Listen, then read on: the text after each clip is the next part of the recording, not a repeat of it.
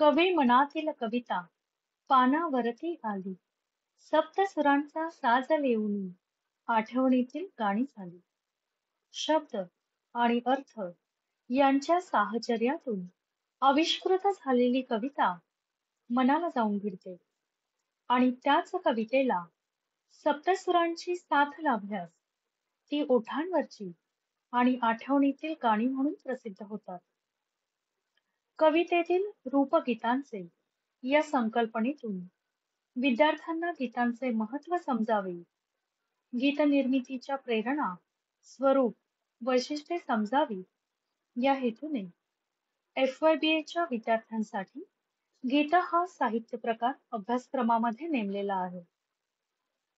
गीतमाला या संपादित गीतसंग्रहातून जुन्या आणि नव्या गीतांचे महत्त्व अधोरेखित होते.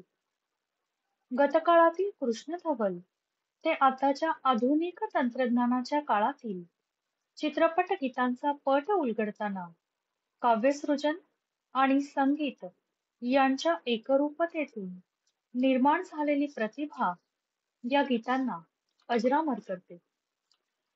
मानवी भावभावना, नातेसंबंध, देशभक्ती, अध्यात्म, अस्मिता, निसर्ग, दैनंदिन व्यवहार असा सर्वांगीण वेध घेणाऱ्या या गीतांमधून काळानुरूप बदलणाऱ्या स्थित्यंतरांचे दर्शन घडते.